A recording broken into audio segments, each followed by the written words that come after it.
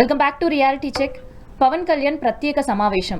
జాతీయ రాజకీయాల కోసమా, కూటమి నుంచి బయటికి పడే ప్రయత్నాల? ఇంకోవైపు వైసీపీకి సంబంధించిన అధికారికంగా ఫేస్బుక్, ఇన్స్టాలని బ్యాన్ చేసిండ్రు భారత్లో అంటూ ధ్వజమెత్తిన వైసీపీ. ఒక్కసారి మాట్లాడదాం ఇదే ఇష్యూస్ పైన. ప్రజెంట్ మంత్రి స్టూడియోలో కేఎస్ ప్రసాద్ గారు ఉన్నారు. సార్ నమస్తే. నమస్తే అమ్మా. సార్ ఏంటి కూటమికి సంబంధించి బయటపడాలనా, లేదంటే కూటమిలో కొత్త కుంపటి మొదలు పెట్టాలనా పవన్ కళ్యాణ్ ప్రత్యేక సమావేశం ఏర్పాటు చేసుకోవడం ఇవాళ? ఒకటి నాకు ఎక్కడ ఆశ్చర్యం ఉందంటే, ఉట్టికి ఎగరలేనమ్మా స్వర్గానికి ఎగిరిందని సామెత చిన్నప్పటి నుంచి మనం చదువుకుంది. ఇతని ఎబిలిటీ, ఇతని క్యాపబిలిటీ చూస్తే ముక్కుతూ ముళ్ళుతూ చంద్రబాబు నాయుడు గారి దయాదాక్షిణాలతో గెలిచిన క్యాండిడేట్ ఇతను పవన్ కళ్యాణ్. ఏమన్నా అంటే మన నరేంద్ర మోడీ గారు అంటే ఇతను పవన్ ఆంధీ తుఫాన్ కథలన్నీ మనకు చెప్తున్నాడు ఆయన పెద్ద ఆయన. సో ఈ కథల సారాంశంలో చూస్తే ఈ దక్షిణాది రాజకీయాల్లో 4-5 పార్టీలను ఇక్కడ తెలంగాణలో మొన్న ఏదో వచ్చి 4 అడావుడి కార్యక్రమాలు, తదనంతర రిప్రకేషన్స్, మళ్ళీ జాతీయ స్థాయిలో అటు పాడ్కాస్ట్ ఏదో చేస్తూ అసందర్భ పేలాపనలు. సో ఇవన్నీ జాగ్రత్తగా గమనిస్తే నేను ఇవాళ అశోక్ హోటల్లో ఏదో డెవలప్మెంట్ మొత్తం వేరే రాష్ట్రాల నుంచి ప్రతినిధులు నేను అంతా స్క్రోలింగ్ చూసేవాళ్ళు పని బ్రేకింగ్ కూడా. నాకొకటి గ్యారంటీగా కనబడుతున్న ఒక చిత్రం ఏంటంటే, లోకేష్ గారికి పట్టాభిషేకం కట్టే కార్యక్రమానికి తెలుగుదేశం ఎటు పునాది తెప్పితే ఆ రోజు BJP just like Shiv Sena party, Trinamool కాంగ్రెస్లకి జరిగిన ఘోరాతి ఘోరమైన సిచ్యువేషన్స్ తెలుగుదేశం జరుగుతాయా అన్నది నాకు కనబడుతుంది క్రిస్టల్. ఎందుకంటే I may be wrong, but first thing ఏంటంటే ఇక్కడ తెలుగుదేశం సంబంధించిన చాలామంది అసంతృప్తులు పెద్దవాళ్ళు కనబడుతున్నారు, ముఖ్యంగా కార్యకర్తలు. ముఖ్యంగా ఇవాళ ఎలా ఉందంటే, రామారావు గారి దగ్గర నుంచి పార్టీ తీసుకున్న చంద్రబాబు నాయుడు గారు 57 మంది, నేను ఎప్పుడు చెప్తూ ఉంటాను, అది కాక సముచిత స్థానాలు పదవులు ఇచ్చిన కార్యక్రమంలో ఎవరిని వెనకబెట్టలేదు. ఇవాళ షార్ట్ కట్ మెథడ్లో లోకేష్ గారు చుట్టూ తిరిగి ప్రదక్షిణలు చేస్తారు. చూడండి, వినాయకుడు చూడండి, శివుడు చుట్టూ 3 ప్రదక్షిణలు చేస్తే ప్రపంచం అంతా తిరిగినట్టు ఒక షార్ట్ కట్ మెథడ్ లోకేష్ గారు ఎస్టాబ్లిష్ చేస్తున్నారా అన్నది ఒక కొత్త కోణం డెవలప్ అయింది తెలుగుదేశంలో. ఎందుకంటే స్పాన్ ఆఫ్ నో టైం. ఇప్పుడు విజయ్ గారు ఉన్నారు, చింతకల్లి విజయ్ గారు, వాళ్ళ నాన్నగారు స్పీకరు, ఉత్తరాది నుంచి అక్కడ ఎమ్మెల్యే అండ్ కుటుంబం నుంచి ఇంకో పదవి, మొత్తం 3. సో ఈ కోణాల్లో ఇదంతా లోకేష్ గారి ట్రయాంగిల్ అన్న దగ్గర ఎప్పుడైతే ఎస్టాబ్లిష్ అవుతుందో, ప్యారల్గా ఈ బీజేపీ వాడు ఖచ్చితంగా పవన్ కళ్యాణ్ మెలికెట్టి, ఇప్పుడు ఇంత అసంతృప్తిగా ఉన్న కాపు సామాజిక వర్గాలు కూడా రేపొద్దున ఆల్రెడీ చూడండి రాజ్యసభలో పరిమళనత్వానికి వైఎస్ఆర్సీపీ వాళ్ళు ఇచ్చినట్టు వీళ్ళేమో ఆయనకి ఆయన పేరేటి లింగమేణ్ గారికి ఇచ్చారు ఫైనాన్షియల్ ఎబిలిటీ కోసం. ఇప్పుడు జాతీయ స్థాయిలో డబ్బులు ఇచ్చే కార్యక్రమం అన్న దగ్గర ఎక్కడెక్కడ లాబింగ్లు నడుస్తుంటాయి. సో ఓవరాల్గా ఇదంతా కొనుబడి రాబడే కదా. రాబడి అంటే ముఖ్యమంత్రి పదవి, కొనుబడి అంటే ఎమ్మెల్యేలు కొనడమే. సో దీంట్లో బీజేపీని మించిన వాళ్ళు లేరు. వాషింగ్ పౌడర్, నిర్మా ప్యాకెట్లు ఆల్రెడీ కొంచెం చేతిలో పెట్టి ఉంచుతారు వాళ్ళని, తాత తవ్వకాలన్నింటినీ ఎక్కడికక్కడ సప్రెస్ చేయడానికి. సో ఇక్కడ ప్యారల్గా under the leadership of Pawan Kalyan అన్నది ఎస్టాబ్లిష్ చేస్తున్నారు. జాగ్రత్తగా గమనించుకోండి ఇది. సో ఇక్కడ ఏమవుతుంది, ఇక్కడ ఈడ్స్ కొడితే 21 స్థానాలు, అందులో మొత్తం ఆల్ స్పాన్సర్డ్ బై తెలుగుదేశం గెలిచిన పవన్ కళ్యాణ్ ఏదో జాతీయ రాజకీయాలు శాసించేసేవాళ్ళగా జాతీయులతో ఏదో పెనవేసుకుని జాతి గౌరవాన్ని కాపాడడానికి ఏదో ఆంధ్రప్రదేశ్ నుంచి అల్లూరు సీతారామరాజు తర్వాత ఈయన పుట్టాడు అన్నట్టుగా బిల్డప్లు ఇస్తున్నాడు. సో ఈ ఓవర్ యాక్షన్ అన్నిటికీ ఎట్నుంచి ఎటు చూసినా సరే ఇది ఖచ్చితంగా ఈ కోతాట బీజేపీ వాడు ఆడిస్తున్నాడని ఈజీగా చెప్పచ్చు. ఇప్పుడు కేవలం రాముడు నాకు SC/ST ఓట్లు అక్కర్లేదన్న రఘురామకృష్ణరాజు వైబ్రేషన్స్ ఓ పక్క నుంచి, ఈ పవన్ కళ్యాణ్ అనేవాడు అన్నా తమ్ముడు అనే యాదవ్కి భారత్ సినిమా చూపిస్తూ మనకి ఓ పక్క స్ట్రాటజికల్ మూవ్స్ ఫ్రమ్ బీజేపీ, ఇవన్నీ ఎక్కడికి లీడ్ అవుతాయి? All roads leads to Rome అన్నట్టు నేను చాలాసార్లు చెప్తున్నాను ఈ మధ్యన. ఇవి ఇట్నుంచి అటు అట్నుంచి ఇటు తిప్పి తెలుగుదేశం ప్రస్థానాన్ని ఏం చేయబోతున్నారు? జస్ట్ లైక్ తృణమూల్ కాంగ్రెస్లో పవర్ ఉన్నప్పుడు కాంగ్రెస్ అనే జడ్డి మాలోకాలు చేస్తున్న పని ఏంటంటే, పవర్ పోయిన తర్వాత తృణమూల్ కాంగ్రెస్తోనే ఎన్సీపీతో నెగోసియేషన్స్ ఎట్లా ఉన్నాయో, పవర్ ఉన్నప్పుడు నెగోసియేషన్స్ ఎట్లా ఉన్నాయి? Just like Shiv Sena in Maharashtra. అక్కడ షిండే, ఇక్కడ పవన్ కళ్యాణ్. ఇక్కడ వీళ్ళ దగ్గర నుంచి ఎప్పుడైతే ఉద్ధవ్ ఠాకరే రెడీ అయిపోయాడు అనగానే, రాజ్ ఠాకరే వీళ్ళందరూ పక్క పెట్టారు అనగానే అక్కడ వాళ్ళకి లోకలోకలు ఎలా బయటికి తీసుకొచ్చారు? అక్కడ అభిషేక్ బెనర్జీ తృణమూల్ కాంగ్రెస్కి చుట్టపడే కదా, మేనల్ అనగానే మంటెక్కిపోయింది అందరికీ. అదిగా నచ్చకే కదా చాలామంది వేరే కొంపట్లు పెట్టడానికి వీటికి సిద్ధమవుతుంది. దగ్గర బీజేపీ మూవ్స్ ఎట్లా ఉంటున్నాయి చూడండి. ద సేమ్ సినారియో ఇక్కడ మీ కొడుకు లోకేష్ గారు అన్న దగ్గర ఏమవుతుందో ఇక్కడ మీ పరిణామాలు కళ్ళ ముందు కనబడుతున్నాయి. అన్నింటిలోనూ వీటో పవర్, తపేలా ఛానళ్ళు, తపేలా దిక్కుమాల పేపర్లు, పకోడీ పేపర్లతోనూ 1 నెలల్లో 1.5 మంత్ బిఫోరే ఇదే లిస్టు ఎస్టాబ్లిష్ చేసి వీళ్ళందరితోనూ ఎవరికి మూడో కంటికి అనుమానం రాకుండా మీ కార్యక్రమాలు మీరు జనరంజకంగా రక్తి కట్టిస్తున్నాం అన్న దగ్గర మళ్ళీ పెద్ద పెద్ద మాటలు. కార్యకర్త నాయకుడని మహానాడులో స్పీచ్, స్త్రీలకి పెద్ద పీట వేసేస్తామని 33 రిజర్వేషన్స్ పర్సంటేజ్ విషయంలో నరేంద్ర మోడీ గారు అడుగుజాడల్లో మీరు నడుస్తున్నట్టుగా బిల్డప్లు. రాయలసీమ నుంచి ఫస్ట్ టైం ఇంత తమ్మింగ్ మెజారిటీ గెలిచి రాయలసీమ నుంచి రాజ్యసభకి రిప్రజెంటేషన్ లేకపోవడం, అక్కడేమో చెకోర పక్షిలో బీజేపీ నుంచి కిరణ్ కుమార్ రెడ్డికి కొదగవ శ్రీదేవిలో ఎదురు చూస్తాడు ఎప్పటి నుంచో. ఈ మూవ్స్ అన్నీ ఎక్కడ ఆవిడకి అర్థం కాకుండా ఓ పక్క అన్నమల్లికి జల్లగొట్టింది. ఇవన్నీ కనబడుతుంటే ఓ వీజిపోడు మామూలుగానే ఊరుకుంటాడు. అది మామూలుగానే తాజ్ పంపాక అంటాం. నాగు పంపాక అయితే ఏదో 14 ఏళ్ళు 16 ఏళ్ళ తర్వాత విముక్తి వస్తుంది యావజ్జీవ కారాగార శిక్షలు. తాజ్ పంపాక గురించి చాలామంది తెలిసిన వాళ్ళే కదా. సో ఈ పగలో జరగబోయే పరిణామం ఆగస్టు ఎలాగో దగ్గర పడుతుంది. ఆగస్టు సంక్షోభానికి పెద్దపేట వేసే తెలుగుదేశం ఏ విధంగా అడ్రస్ చేయబోతుందని చూడండి.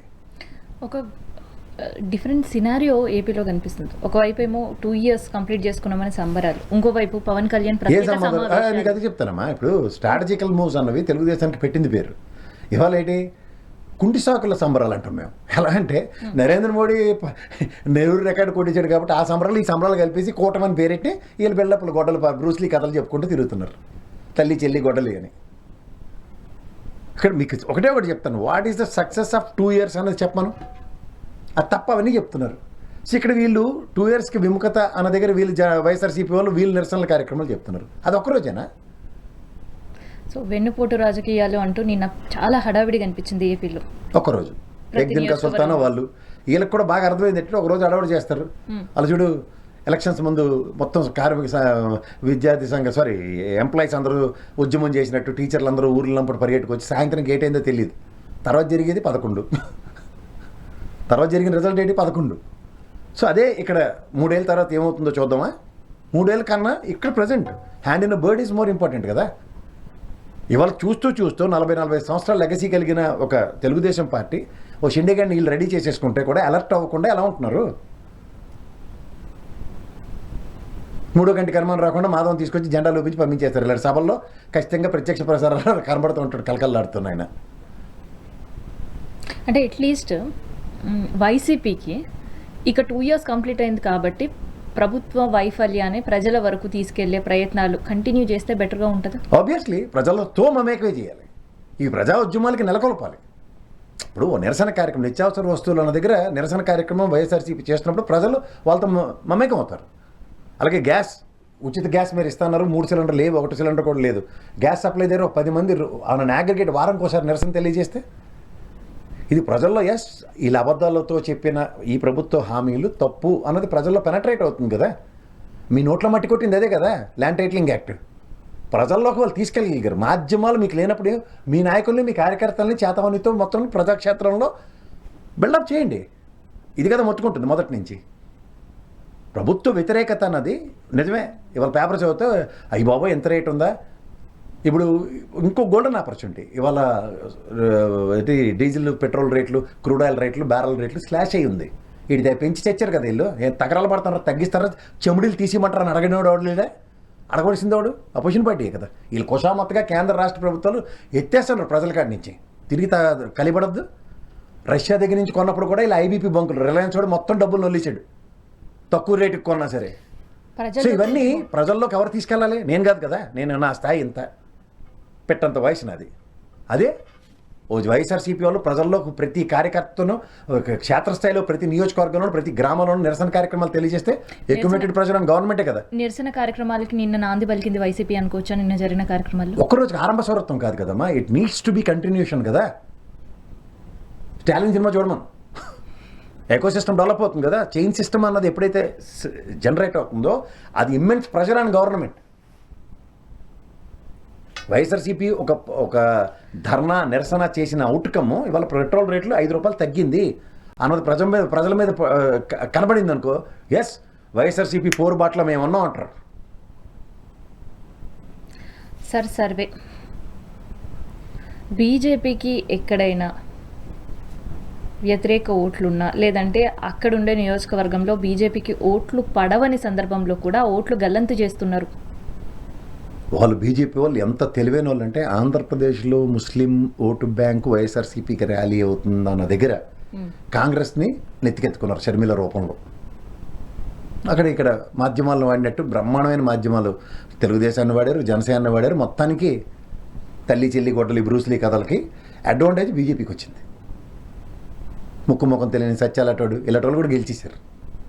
మీరు జాగ్రత్తగా గమనించండి. సో అడ్వాంటేజ్ ఎవరికి వస్తుంది?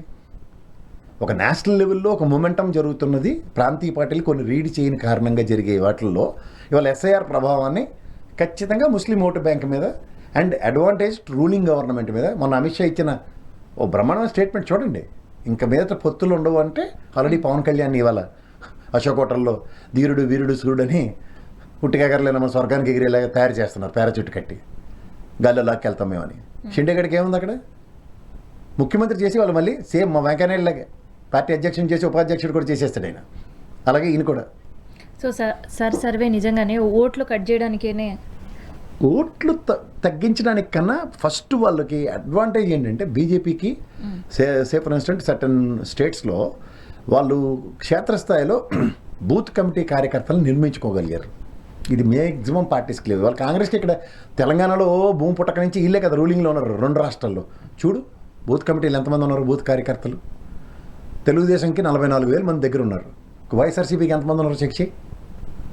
22,000 మంది కూడా లేరు, సగం కూడా లేరు. ఇది ఎలా బిల్డప్ అవుతుంది?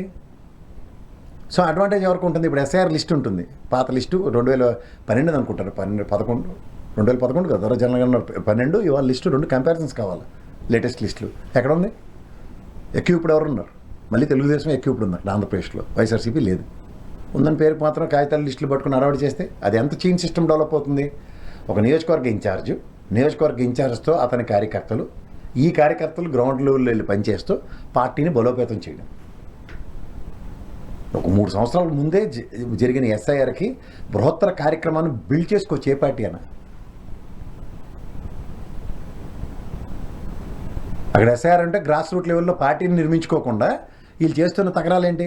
అశోక్ హోటల్లో మీటింగ్ పెట్టాడు పవన్ కళ్యాణ్. నాకు అర్థమైంది ఏంటంటే ఎలక్షన్స్కి కరెక్ట్గా 1-2 ఇయర్స్ బిఫోర్ ఈ క్షేత్రస్థాయిలో ఆర్ఎస్ఎస్ వాళ్ళను విశ్వ హిందూ పరిషత్ వాళ్ళు వచ్చి పనిచేస్తుంటారు. అస్సాము, నెక్స్ట్ వెస్ట్ బెంగాల్, ఇలాంటివన్నీ మరతెట్టేశారు చూడు, నార్త్ ఈస్టర్న్ స్టేట్స్. ఇదే పని చేస్తున్నారు వాళ్ళు కంటిన్యూస్గా. సో ఇక్కడ ఖచ్చితంగా పవన్ కళ్యాణ్ నువ్వు మామూలుగా నీ పని నువ్వు చూసుకో, ఓవర్ యాక్షన్ చేసుకుంటూ తిరుక్కో, మేము పని చేస్తాం. అదే అమిత్ షా స్టేట్మెంట్ సారాంశం. సో ఎంత కార్యకర్తలు ఉన్న తెలుగుదేశం లాంటి కానీ లేకపోతే ఎంత ప్రభుత్వ వ్యతిరేకత తనకి అడ్వాంటేజ్ తీసుకుంటున్న వైఎస్ఆర్సీపీ వాళ్ళని పట్టించుకోవట్లేదు. జస్ట్ లైక్ షిండేని తయారు చేసినట్టు పవన్ కళ్యాణ్ తీసి ఒకసారి ఈ 2 ఏళ్లలోనూ 3 ఏళ్లలోనూ ముఖ్యమంత్రి ముచ్చట తీసి తర్వాత షిండే గారు చూడు ఇక్కడ తిరుగుతుండే వెచ్చటాడుకుంటున్న ఉప ముఖ్యమంత్రి అని వాళ్ళకి కావాల్సిన ఫెటర్నిటీస్ని ఎలా ప్రతిష్ఠించుకున్నారో అలా బీజేపీ నుండి తెచ్చి ప్రతిష్ఠించుకుంటారు. దీనికి ప్రాంతీయ పార్టీలు వేదికగా ఉన్నాయి. రీసెంట్గా తెలంగాణ ముఖ్యమంత్రి, ఏపీ మాజీ ముఖ్యమంత్రి వైఎస్ జగన్ పైన చేసిన వ్యాఖ్యలు కాంగ్రెస్ జగన్ వైపు సాఫ్ట్ కార్నర్ ఉందా అనే క్వశ్చన్ మార్క్ని రైజ్ చేస్తుంది. Is it possible? ఉంటుంది. వాళ్ళకి గతి లేక అడుక్కు తింటున్న పరిస్థితుల్లో కాంగ్రెస్ రేవంత్ రెడ్డి లాంటి ఏదైనా స్టేట్కి వస్తే వాళ్ళు బతికి పట్టగడతారు. రేవంత్ రెడ్డి లాంటి లేకపోతే మిగిలిన స్టేట్లన్నీ అడుక్కు తింటున్నాయి. అంచేత ఏమవుతుందంటే ఐఎన్డీఏ కూటమిలో ఉన్న కమ్యూనిస్ట్ పార్టీని కాలు నరికేశారు. అండ్ ఇవాళ తృణమూల్ కాంగ్రెస్తో గిల్లి కజ్జాలు పెట్టుకుని వాళ్ళ బతుకుతో ఆడుకుని వాళ్ళు మొత్తం రోడ్డు మీద తెచ్చి ఇవాళ ముస్టాట్ ఆడుకుంటున్నారు. ముస్టాట్ అంటే ఏంటి? నా బొచ్చులో నువ్వు 10 రూపాయలు వేస్తావా, నీ బొచ్చులో నన్ను 10 రూపాయలు వేయమంటావు అని అడుక్కు తినే పరిస్థితి వచ్చాయి 2 పార్టీలకి. పుట్టుములికిపోయే పరిస్థితులు వచ్చి ఈ దిక్కుమాల రాజకీయ చిత్రతను అవతల ఎన్సీపీ అంతే ఆయనకి దిక్కులేదు, వయసు అయిపోయింది ఆయనకి 85 ఏళ్ళు. ఆ సుప్రియ సూలేకి నాయకత్వం వహించే అంత లక్షణాలు ఆ అమ్మాయికి లేవు. సో ఆబ్వియస్లీ అతను ఏం చేస్తాడు? సురక్షితంగా ఒక దగ్గర ఉందంటే సురక్షితంగా ఉంటుందని చెప్పి ఆయనకి ప్రాబిలిటీస్ ఉండొచ్చు ఎన్సీపీని పార్టీలో విలీనం చేయడానికి కాంగ్రెస్లో. But what about Trinamool Congress? Cadre తొక్క తీసేస్తారు. ముస్లిం ఓటు బ్యాంక్ 27% దగ్గర ఉంటుంది అక్కడ. ఈరోజు దాకా వాళ్ళు సర్వైవ్ అయ్యారు, అది కాంగ్రెస్ కడుపు కొట్టి. సో ఇక్కడ సర్వైవల్ ఫర్ ద ఫిట్టెస్ట్ అన్న దగ్గర ఇక్కడ తెలంగాణలోను ఆంధ్రప్రదేశ్ రాజకీయాలకు చూసుకుంటే వైఎస్ఆర్సీపీ, మీరు ఇక్కడ ఎన్సీపీని తీసుకోండి లేకపోతే తృణమూల్ కాంగ్రెస్ తీసుకోండి, వైఎస్ఆర్సీపీ కాంగ్రెస్ నుంచి బయటకు వచ్చి మొగాళ్ళ గెలిచి ముఖ్యమంత్రి పదవులు అధిష్ఠించి చూపించారు. వీళ్ళు ఇంకా అడుక్కుంటూనే ఉన్నారు ఎక్కడ పడితే అక్కడ. The fundamental mistake what the Congress has done అన్న దగ్గర వీళ్ళ దగ్గర ఎవరి దగ్గర ఆన్సర్స్ లేవు. ఇప్పటికీ ఆన్సర్ లేని ప్రశ్నకి తిరిగి విలీనం అంటే పేరుకు మాత్రం విశ్వవిగ్రహంలో కాంగ్రెస్ పెద్ద పార్టీ, దమ్మిడికి పనికొచ్చిన వాళ్ళు లేరు. దీని పర్యవసానంలో వైఎస్ఆర్సీపీని విలీనమా, వైఎస్ఆర్సీపీని తీసుకొచ్చి జట్టు కడతారా అంటే పోనీ జట్టు కట్టారు. ఎవరికి ఇస్తారు? మడకసారి నుంచి నాకు రఘువీరారెడ్డి గారు తప్ప ఇంకోటి పనికొచ్చినాడు కనపట్లేదు ఆ పార్టీలు. జేడీ శీలం గారు లేకపోతే పల్లం రాజు గారు ఇవన్నీ రాజ్యసభ బ్యాచ్లు. ఉండవల్లి అరుణ్ కుమార్ అంటే మా గురుగారు రాజశేఖర రెడ్డి గారు లాంటి వ్యక్తి ఉంటే అత్యంతంతో బయటికి పట్టగట్టిగా బ్యాచ్. అదర్వైజ్ అంతా స్వాహా తీర్థం స్వాహా బ్యాచ్. అది ఎవడున్నాడు ఇంకో పనికొచ్చినాడు? ఉన్న పోరాట యోధుడు ఎవడవుతున్నారో మా శైలజనాథ్ గారు ఆల్రెడీ వైఎస్ఆర్సీపీలో ఉన్నాడు. ఇంకేంటి? దమ్మిడికి పనికిరాని ఈ శర్మల్ని ఎత్తుకెత్తుకుని ఈ అన్నదమ్ములు అక్క చెల్లెళ్ళ బంధాల సినిమాలు మాకెందుకు? ఇది ఆల్రెడీ వాళ్ళు ఒక స్ట్రాటజికల్గా అక్కడ కాంగ్రెస్ కర్ణాటకలో గవర్నమెంట్ ఉంది, ఇక్కడ తెలంగాణలో కాంగ్రెస్ గవర్నమెంట్ ఉన్నప్పుడు చెల్లిని ఎరగా వేసాడు. ఆస్తులు అవి లాగేసుకుంటున్నాడు మా అన్నయ్య ఇవ్వట్లేదంటే మూసుకుని ఉన్నారు కాంగ్రెస్ వాళ్ళు. 2 స్టేట్లను జగన్మోహన్ రెడ్డి ఆస్తుల దగ్గరికి వెళ్లకుండా. ఈ పట్ల లాజిక్ కూడా మాలాటోళ్ళకి అర్థమవుతున్నప్పుడు మీలాటోళ్ళకి ఎందుకు అర్థం కావట్లే? ఆంధ్రప్రదేశ్లో ఆయన సంపాదించిన తాడేపల్లి భవనం తప్ప ఇంకేటి లేదు అక్కడ. ఎక్కడైనా ఉన్నాయి తెలంగాణలో, అక్కడైనా ఉన్నాయి కర్ణాటకలో. కాంగ్రెస్ తలుచుకుంటే ఏటి లేనప్పుడే సిబిఐ ఈడీ అని అడవడి చేసినప్పుడు 2 స్టేట్లు ఆర్డర్ పెట్టడానికి వెసులుబాటు ఉందా లేదా? అక్కడ ఆల్ వేసారు బ్రూస్లీ కదా. మా ఇంటి అమ్మిని పంపించి కొంచెంసేపు ఆడుకోండి పర్లేదు, చిన్నపిల్ల కదా మేము ఆడించి ఇంక ఇసిగొచ్చింది, మీతో ఆడుకుండానే ఆడిస్తుంది. నేను ఎప్పుడో చెప్పా, ఎస్ఎం కృష్ణ గారి అల్లుడి ఫామ్ హౌస్లో డికే శివకుమార్ గారి ఆధ్వర్యంలో షర్మిల గారికి రణనీతి రాజతంత్రం అప్పుడే రచించబడింది. ఆవిడ ఇక్కడికి వచ్చి తెలంగాణలో పార్టీ పెట్టినట్టు పాదయాత్ర చేసినట్టు. తదనంతర పరిణామంలో కాంగ్రెస్లోకి వెళ్ళి విలీనం చేసి మా విజయశాంతమ్మలాగా వెళ్ళి జాగ్రత్తగా 3వ కంటికి అనుమానం రాకుండా ఇక్కడ తుంటి కొడితే పొలరాలనే తెలంగాణలో విలీనం చేస్తే ఆంధ్రప్రదేశ్ అధ్యక్షురాలే అయింది. అక్కడి నుంచి కాంగ్రెస్ ఎజెండా లేదు, అన్ననాడి పోసుకుంటూ కాలక్షేపం చేసుకుంటూ తిరిగింది అనుమానం రాకుండా. అయితే ఒక 11 సీట్లకే పరిమితమైన వైసీపీ చూస్తే కూటమికి ఎందుకు భయం? సోషల్ మీడియా అకౌంట్స్ అధికారికంగా ఉండే ఏకంగా భారత్లోనే బ్యాన్ చేసే పరిస్థితి. అంటే social media impact and effect చాలా భయంకరంగా ఉంటుందమ్మా ఇప్పుడు. అంటే నాకు ఫేస్బుక్ అకౌంట్ లేదు, ట్విట్టర్ అకౌంట్ లేవు అని చేత నాకు తెలియదు దాని ఆవశ్యకత. ఉన్నోడికి తెలుస్తుంది ఆ బాధ. ఫస్ట్ థింగ్ ఏంటంటే ఈ ట్విట్టర్లోను అట్లను ఫేస్బుక్లోను ఫస్ట్ పోస్టింగ్స్ ఉంటాయి. దానికి ఫాలోవర్స్ ఎక్కువ మంది ఉంటారు, షేరింగ్లు చాలా ఎక్కువ ఉంటాయి. ఇప్పుడు వాట్సాప్ అంటే నిరోధించి గ్రూపులు కట్టండి, ఇందులో సావండి, 5గురికి మించి పంపించడానికి లేదు. ఎంతమంది పంపిస్తారు? ఎవడో డబ్బులు ఇచ్చి తీసుకున్నాడు అయితే టక్ కొడుతుంటాడు, పంపిస్తూ ఉంటాడు. ఇప్పుడు నీకు నీలాంటి ఏదైనా ఇన్ఫర్మేషన్ వస్తే నువ్వు ఎంతమందికి పర్క్యులేట్ చేస్తావు? బట్ వేర్ ఇన్ ఫేస్బుక్ నీ అకౌంట్కి ఇంకోటి అకౌంట్ పంపించినా ఆడి ఫాలోవర్స్ ఎంతమంది ఉంటారు. అలా చైన్ లింక్ సిస్టమ్ డెవలప్ అవుతుంది. సో దాన్ని ఆ ఎకో సిస్టమ్ని బ్రేక్ చేయడం రూలింగ్ గవర్నమెంట్ అడ్వాంటేజ్ తీసుకుంటుంది. కాంగ్రెస్లో ఉండి మీరు ఏం నేర్చుకున్నారో నాకు తెలియదు, కానీ జగన్మోహన్ రెడ్డి గారు కాంగ్రెస్ నుంచి బయటకు వచ్చిన చంద్రబాబు గారు గజకర్ణ గోకర్ణ విద్యల్లో ఆరితేరి ఎవరిని ఎలా మరతిట్టాలో తెలిసిన వ్యక్తి ఆయన. ఆయనతో పెట్టుకుంటే ఏముంది, మూలాలు కత్తిరించేస్తుంది. అది ఫేస్బుక్ అవునంటే ట్విట్టర్ లబోది పెట్టుకోవడమే, మనం ఏం చేయలేం. సో 2 సంవత్సరాల పూర్తి చేసుకుంది కూటమి ప్రభుత్వం. ఒకవైపు అప్పుల కుప్ప, ఇంకోవైపు హామీలు. సో ప్రజలు ఇంకెన్ని సంవత్సరాలు నమ్మే అవకాశం ఉంది? ఈ నమ్మకం ఏడు చేస్తారు, ఊరెట్టుకొని చామని ఎదురు పడి వాళ్ళకి ఏడు తెలుస్తుందమ్మా. ఎవ్వడికి ఏం పట్టదు.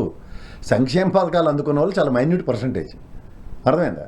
సో వాళ్ళు ఇవాళ తీవ్ర వ్యతిరేకత ఉంది, తొక్కని తోటకూర ఉంది, వాళ్ళు ఏం పట్టించుకోరు. ఎలక్షన్స్ ముందు ఎవడు మాయ చేయగలడు, ఎవడు చేతిలో డబ్బులు ఎడతాడు అన్నదే ఎలక్షన్. దానికి ఊరికి ఇవాళ 3 ఏళ్ళ ముందు నుంచి గాబరపడిపోయి ఈడు తప్పు చేశాడు, ఆడు రైట్ చేశాడు, ఆడు తప్పు చేశాడు, ఈడు రైట్ చేశాడు, ఇవి ఎవరికి పట్టించుకోడు. ఆ రోజు డైలీ సీరియల్లో ఎపిసోడ్ చూసినట్టు చూసిపోతూ ఉంటారు జనాలు. ఈ 3 ఏళ్ళు బుర్రలో ఉంచుకొని ఆడుకొని తలకాయనప్పుడు ఆ జీవితంలో ఎలా బతకాలని చస్తున్న దగ్గర ఇదంతా పెట్టుకుని బుర్రలో 3 సంవత్సరాల తర్వాత తెల్లి ఓటేస్తాడని భ్రమల్లో పార్టీలు ఉంటాయి. నీలటోడు నల్లటోడు ఉండక్కర్లేదు. లాస్ట్ 3 మంత్స్ గేమో, లాస్ట్ 6 మంత్స్ గేమో చాలా డిఫరెంట్గా ఉంటాయి పార్టీలు. అప్పటిదాకా ఓపిక కావాలి. ఈ ప్రజా వ్యతిరేకతని ప్రజల తరఫున కంటిన్యూస్గా పోరాటాలు చేస్తూ ఒక లైమ్ లైట్లో అపోజిషన్ పార్టీలు ఉండాలి. వీళ్ళు ఏదో చేస్తున్నట్టుగా అడావిడి చేస్తూ వీళ్ళు ఉండాలి.